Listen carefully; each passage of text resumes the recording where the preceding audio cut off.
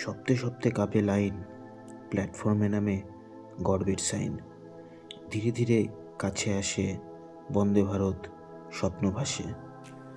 26 তারিখ ভারতের ৭৭তম প্রজাতন্ত্র দিবস।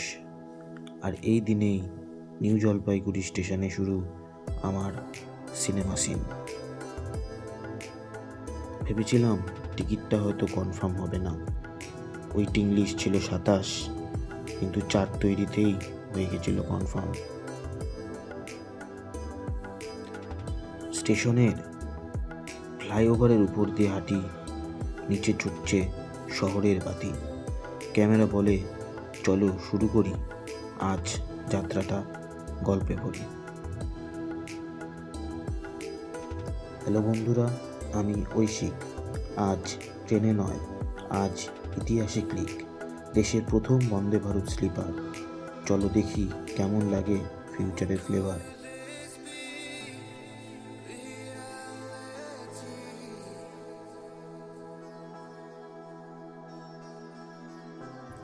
ট্রেনে উঠেই রাতের ছোঁয়া, চারিদিকে নীরব ঘুমের মোহা।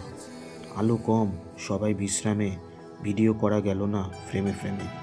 সিট আমার পড়েছিল B11, 6 নম্বর, আপার বার্থ। একটু দেখাই ভিতরের কথা, পরিষ্কার, স্মার্ট, আলাদা ব্যথা।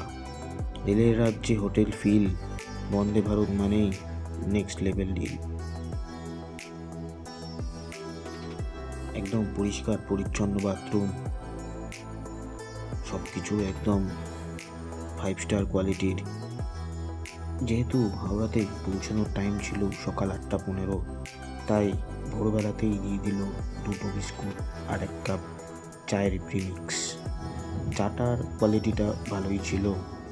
তখনও সবাই ঘুমেই ব্যস্ত, আর আমি এদিকে চা খেতে মগ্ন।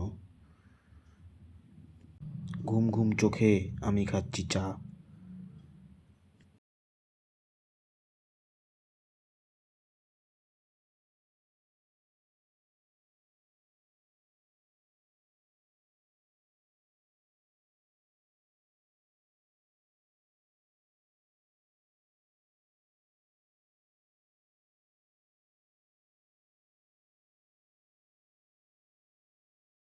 হাওড়া স্টেশনে সকালের গান, শেষ হয় যাত্রার প্রথম অধ্যায় চান।